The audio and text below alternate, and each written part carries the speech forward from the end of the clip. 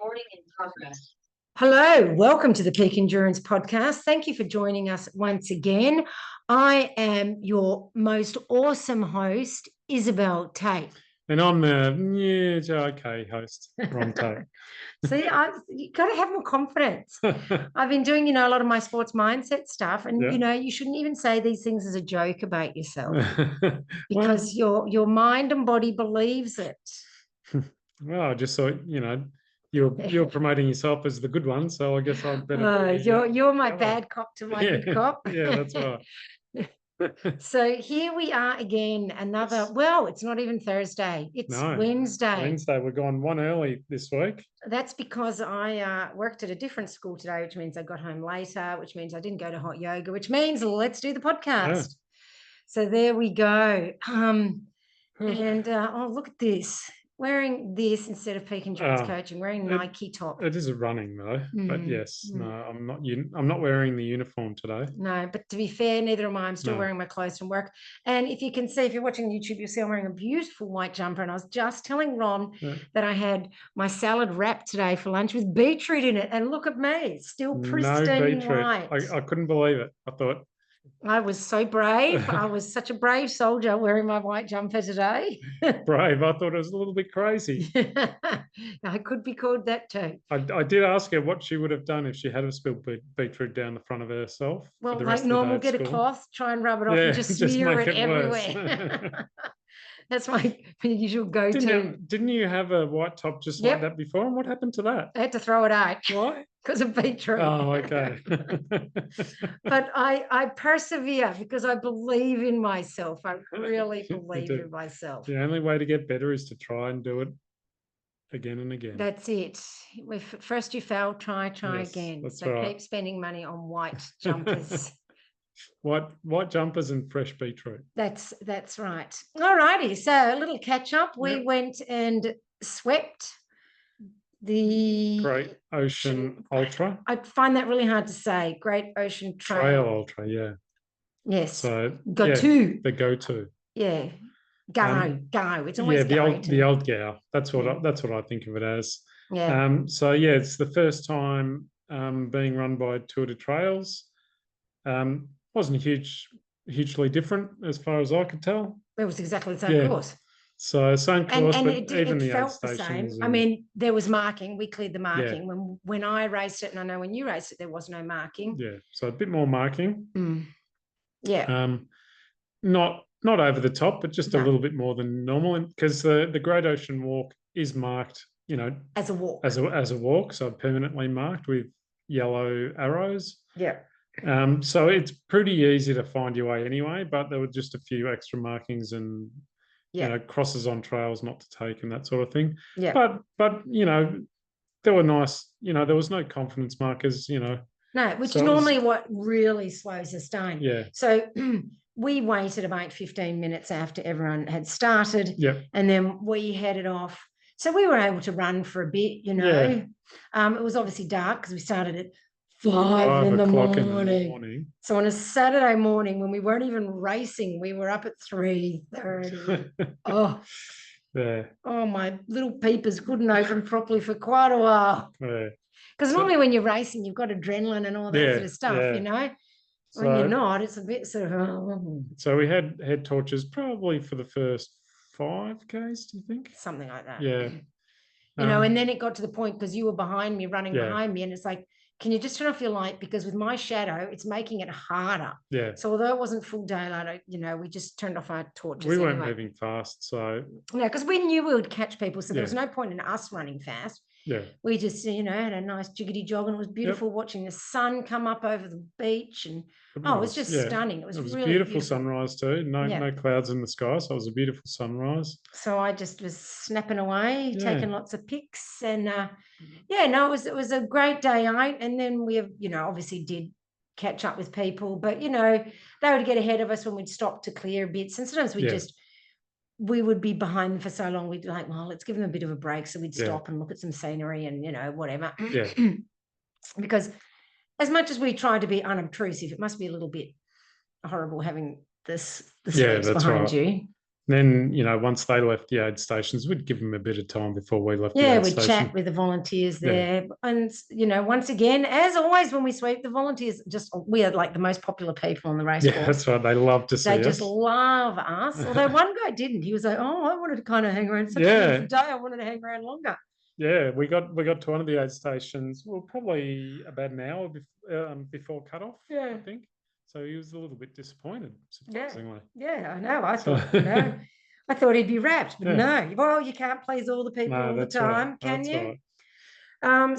So we did the 55Ks, or Ron did 57. Yeah, I did 57 because I did an extra 2Ks, really 2K. speedy. Well, yeah, 2Ks super fast. I think I got a few PRs because I was driving. Yes.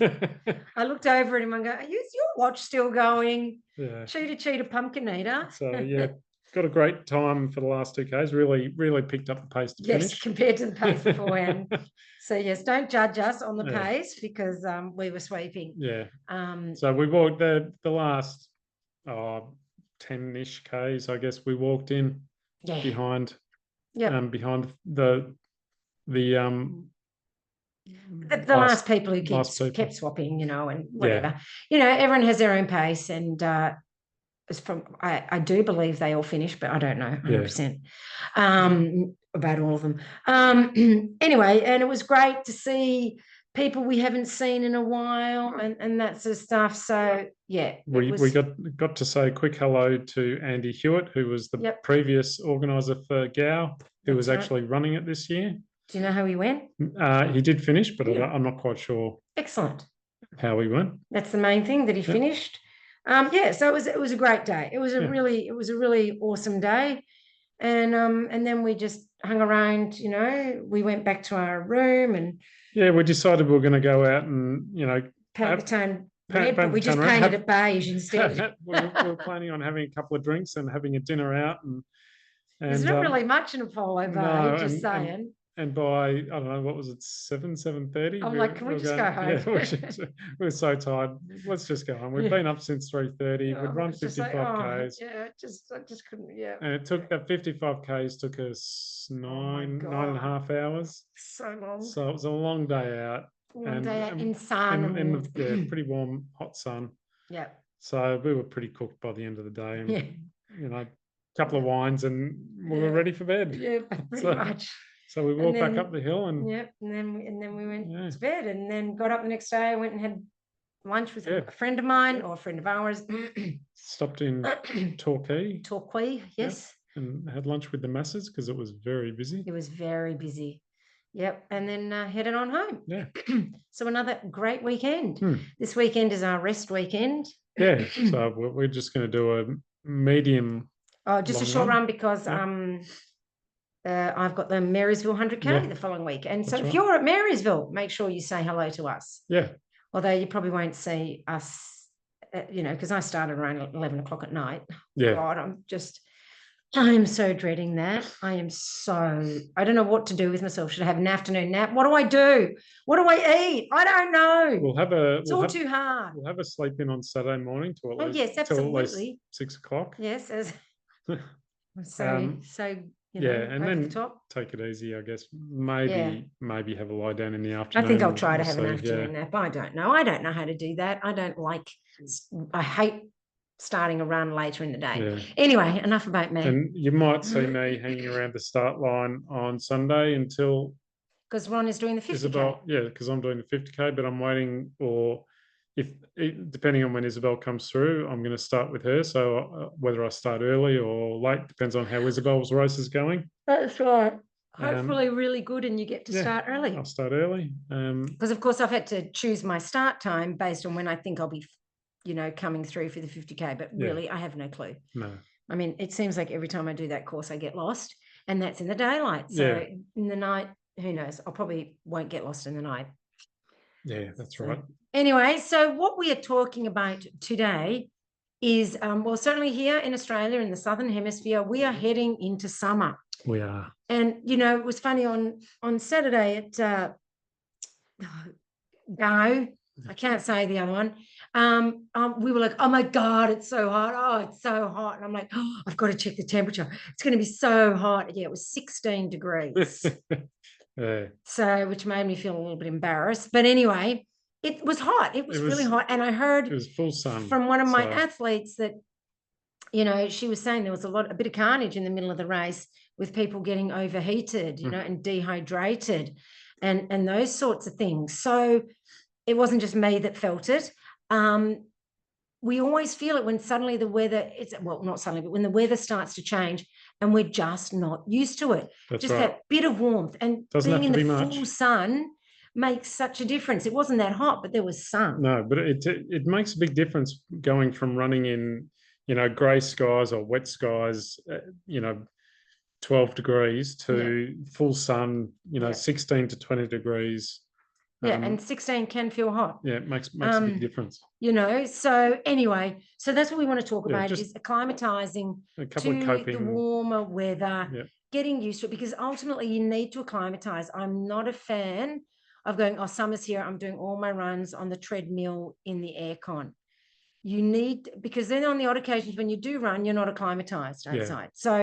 So you ran today. I ran today. It was and let me just have a look, see what the temperature is. 20-ish, if I had to guess. You would be almost right. It's 19. 19. So and full sun once again. Yeah, full and that's sun. warm. That's warm when you're running. Yeah, it's warm. and there was a bit of a breeze as well, so it was warm, but running into a breeze for some of it. So it can be a bit of a challenge. What I tend to do is first of all, if I'm struggling, I slow my pace. So that's the first thing when you should do. When you're acclimatizing to warmer weather, slow down, okay? You can again speed up once you've acclimatized, but it's an extra stressor on the body. So you've got to give the body a chance to acclimatize. So slow down. And like I said, you don't have to slow down for all of summer, but just while your body gets used to the heat. Yeah. Another thing is, generally for a short run being 8 to 12 kilometers, I wouldn't carry any water with me normally. I would just, do the run and have a drink when I get home. But it doesn't hurt to plan your run around somewhere where you can get a drink of water. Yeah, right. You should sort of know where the bubblers are in your area and trying to make sure, like me, how I know where all the toilets are. Yeah.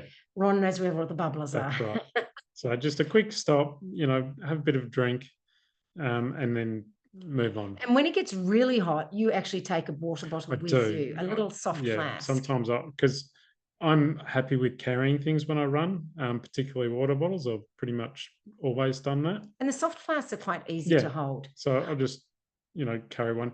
The water does get a bit warm being in hand. It's gross. It's foul. But it's wet. So, kind of, I just there's something so unsatisfying about warm water. Like, honestly. Yeah.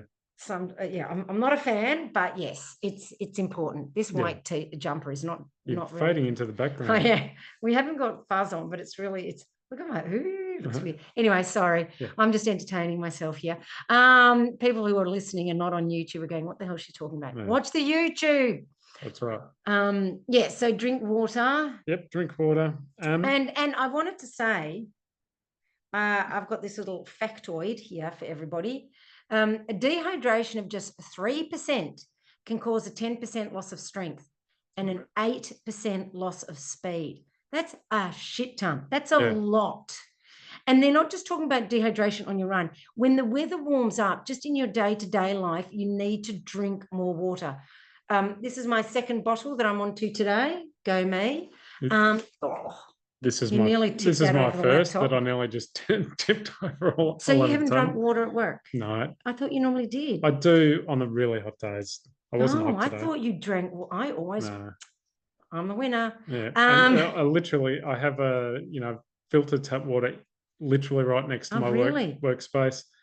I'm hopeless. I'm never really. Well, that you need to unless it's hot because 3% dehydration is 3%, which is not a lot. 10% loss of strength and 8% loss of speed. Yeah. Okay. So, and that means you need to hydrate before you run. Morning runner, you're probably dehydrated when you wake up too. So, but well, yeah. So Yeah. you've got to drink throughout the day. We're not just talking about just sipping on the run. Of course, you've got to be mindful that you don't want to run around with your stomach sloshing like, nobody's business. But, just drink sensibly, maybe taper off if you're an afternoon runner like Ron, taper off after lunchtime so you're not sloshy in the stomach. And certainly early morning runners, I always try to have some water before I have my coffee, the elixir of life. But yeah, it's a bit harder in the morning. There's not as much time to really hydrate properly. Yeah. But just do your best. But to be fair, it's also cooler in the morning, so not as That's horrible. right. Yeah. Yeah. Any other little tips? Yeah, and don't be afraid if you feel like you're overheating to actually stop and stand in the shade. Yeah. It's it'll cool you down. Yeah. Even, and especially if there's a breeze, standing in the shade in a breeze will cool you down a lot quicker than standing in the sun. Yes. So, and if you are at a bubbler, and of course in the hot sun, you probably should wear a hat. You could put some water in your hat and pop that on your head and let it all run down your back, and that'd be quite nice. Sometimes, I'll stop at the water and I'll just splash water all over my face. That's more what I would do because I don't like wearing a hat. Yeah. It gives me a headache, and and my little factoid: there is a 20% loss of the will to live when you've got a sore head. That's another little factoid. Pardon me, let alone run. Yeah. So, like even this ponytail right now is giving me a bad headache. So I'm just like dying for this podcast to be over so I can take my hair out. Not that anyone on the podcast really cares, and people listening can't see. No. So anyway, yeah, so, stand in the shade. You probably should wear a hat. We're just not, well, you used to be a hat wearer. Yeah. I've turned you into a non-hat wearer. You have. Because he wants to be like me. I didn't wear one all the time, but particularly when every time I ran with you, when I met you, every time I ran with you, you wore a hat. Not every time. Yes, you did. We did meet in summer too. So, but generally when the weather gets warmer, I do wear a hat more often. Not so much during the winter. Yeah. But so you should wear a hat. And I need to say the obligatory, and you should wear sunscreen, but I'm actually not a believer in sunscreen. I mean, I did put some on in Coast to Cosy because I was out for a very long time and I actually did feel some relief from it. But I just believe there's so many chemicals in it. And actually the spray-on ones are the worst for the chemicals. And your skin drinks in everything you put on it. Whatever you put on your skin absorbs it straight into your body. And that includes sunscreens, which are full of heinous chemicals. And actually, they cause cancer. Who knew? Who knew? Yeah, go figure. So be mindful of sunscreen. Just, maybe wear UV sleeves on your arms, wear UV clothes, UV repellent or whatever it is, try not to run in the hot sun times, like you don't run at midday or something, because also your skin can't breathe properly if you caked it with all this thick sunscreen. And I mean, I would never tell someone who believes in sunscreen not to wear it. That's fine. If that's what you want to do, you wear your sunscreen. I don't, because I don't like it on my skin. I hate it on my skin. It feels horrible. And I feel like my skin can't breathe, and I don't like the ingredients in it. Yeah. But, don't lambaste me for that, and don't DM me angrily or send me emails. You don't have to agree with me. We're all grown-ups. Yeah. We are actually allowed to disagree without yelling at somebody, if they don't agree with you, they are wrong and evil. That's right. You do you. You do you. If you want to wear sunscreen, wear it. I don't have a problem with that. Yeah. It's just not for me, so I'm not going to advocate for it. I'm going to say that is your choice. But I would recommend a hat. And when it gets really sunny, I do wear a hat. I'm a morning runner. I don't tend to need to. Yeah. Thank God, because like I said, they give me a headache. Yeah. And of course, sunglasses. Sunglasses, because yes, your eyes do get burnt quite easily. And even if I was a believer in sunscreen, you can't really put it on your eyeballs. No. So sunnies are really important. You're not a big sunnies runner. No, I find go, whatever on the weekend. He didn't wear sunnies or a hat. I find wearing sunnies, particularly on trails, on roads, not so much, but on trails, It is a pain in the I ass. find it difficult. I struggle to Yeah. see the different. I have to admit, I was on and off yeah. because of the dappled light, and I'm like on and off, on and off, on and off. Yeah. Yeah. And I find that after a while, I just leave them on top of my head anyway, and then I may as well Yeah. not have them. Yeah. So, I mean, I tend to only wear them, like when we did Marysville, because I knew that's a lot of, road and fire Yes. trail. Yeah. It's not as much Technical stuff. Yeah, lifting and pulling down. So I was happy to wear them then. Yeah. And if I was, to spend a long time running on the roads or road running, I would wear them because you don't have to worry too much about depth perception and whatnot. Yes. So yeah. And of course, like I said before, don't go out in the middle of the day if you can possibly help it to run. If you have to go, if the only time to run is lunchtime and it's 35 degrees, then yes, I would recommend going on a treadmill. Yeah. With air conditioning. But ultimately, you've got to get your body to adapt. And if your race, say if you were doing 2 bays and it could potentially be hot, if you do all your runs in air conditioned comfort when you're training for it, you're not going to be ready on race day. Firstly, the heat's going to just kill you. Yeah. Secondly, your skin is not going to be ready to sweat like that, and then everything's going to chafe. So you need to prepare the body for what happens when it's hot. The feeling, the sweating, all that sort of stuff. Mm-hmm. So it is good to run outdoors. But like I said, if your only option is to run in the middle of the day because you can only run on your lunch break or something, then I don't personally believe that running in like 35 degrees heat is actually overly beneficial. Maybe a short run. Like sometimes you've gotten home in summer and it's been like 35. Yeah. And you go out for a run and I just think, I couldn't think of anything worse. Yeah, but when I do that, I tend to take walk breaks. I will carry water with me and just take it easy.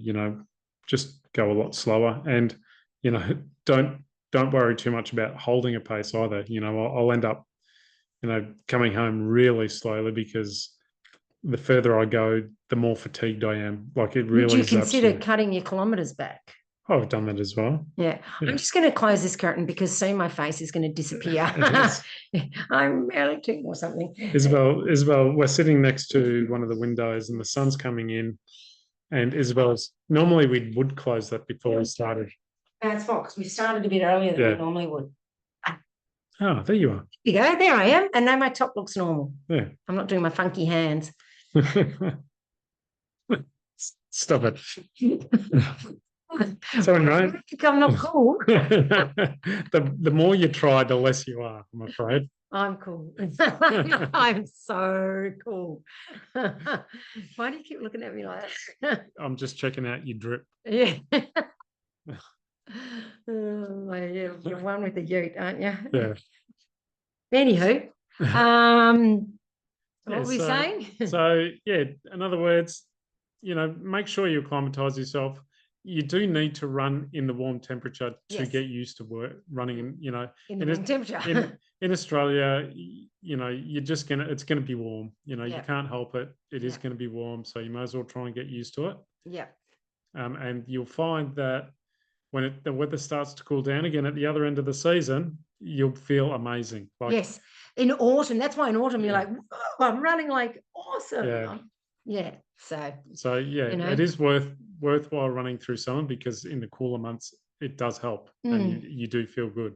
And that's when you really go, oh God, thank God for winter. And then you're halfway through winter and you go, I hate winter. I can't wait for the warmer weather. No, yeah. There's always something to whinge about. It is. Absolutely always something.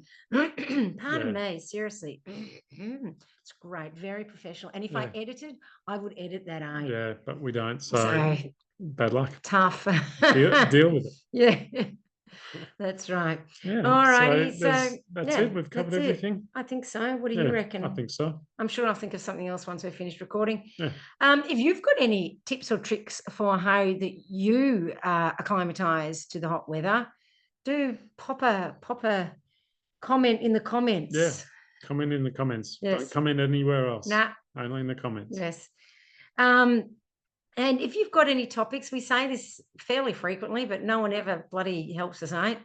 Do the Lord's work and let us know what topics you'd like us to cover, because quite frankly, we don't have a clue. We're starting to run out.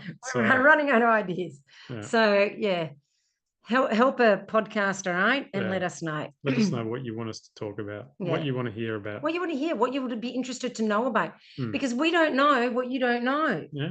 Okay, we're guessing here what you don't know. I'm basing it on, we know runners and we kind of know, and we know the information we want to share, but we've done things a few times.